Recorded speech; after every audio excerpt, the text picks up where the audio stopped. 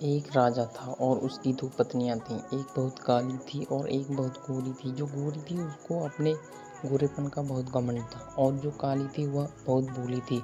उन दोनों में एक समानता थी कि उन दोनों की कोई संतान नहीं थी। राजा बहुत दुखी रहता था क्योंकि उसको लगता था कि मेरी भी कोई संतान होनी चाहिए।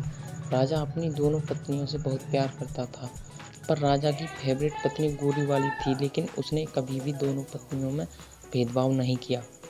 राजा की जो गोरी पत्नी थी वह बहुत घमंडी और झगड़ालू थी। घर के सब काम राजा की काली पत्नी से करवाती थी और वह बेचारी सब काम कर लेती थी, पर राजा को कुछ नहीं बताती थी। एक दिन राजा की दोनों पत्नियों का बहुत बड़ा झगड़ा हुआ और राजा की गोरी पत्नी ने काली पत्नी को महल से निकाल दिया।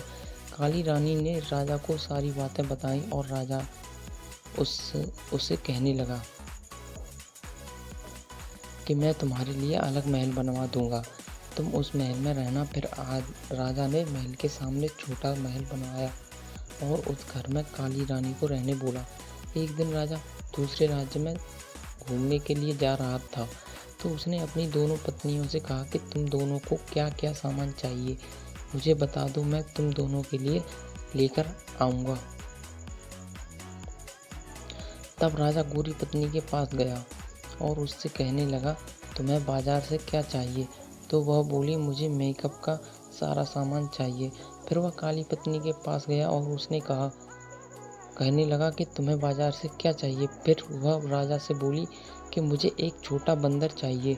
वह बोला कि ठीक है, मैं लेकर आऊँगा, कहकर राजा वहाँ से चला गया। अगले दिन राजा दूसरे राज्य गया और उसने वहाँ से सारा सामान ले लिया और अपनी दोनों पत्नियों को उनका सामान दे दिया। राजा की काली पत्नी उस बंदर को देखकर बहुत खुश हो गई। वह बंदर उस रानी का सारा काम करता था, उसके साथ खेलता भी था। वह काली पत्नी रानी उस बंदर को अपने बच्चे जैसा प्यार करती थी। एक दिन अचानक काली रानी बहुत बीमार हुई, पर उसे देखने राजा नहीं आया।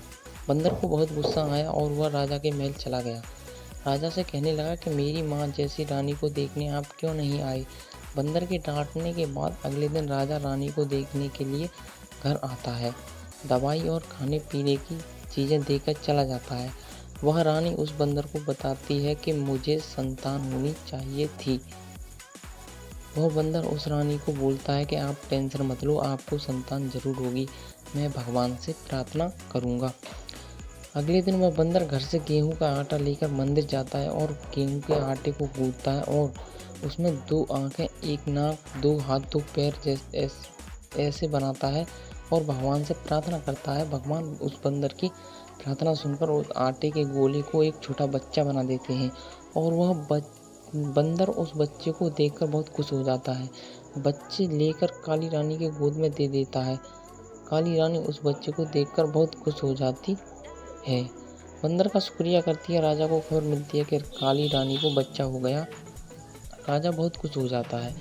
उसकी खुशी का कोई ठिकाना नहीं रहता। ढोल नगाड़े लेकर रानी के घर आता है, उसे महल आने के लिए कहता है। काली रानी खुशी से अपने बच्चे को लेकर महल जाती है और राजा उस गोरी रानी को घर से निकाल देता है और काली रानी को अपने पास रख लेता है।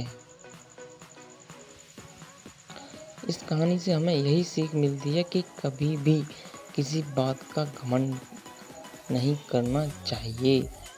दोस्तों, हम डेली न्यू स्टोरी अपने यहाँ पर हम शेयर करते हैं, आप हमारे साथ ज़रूर जुड़ें। हम आपके लिए डेली न्यू स्टोरी शेयर करते हैं। कमेंट करके ज़रूर बताएं कि आपको हमारी कहानी कैसी लगी एंड वीडियो को लाइक करें और ज़्यादा से ज़्यादा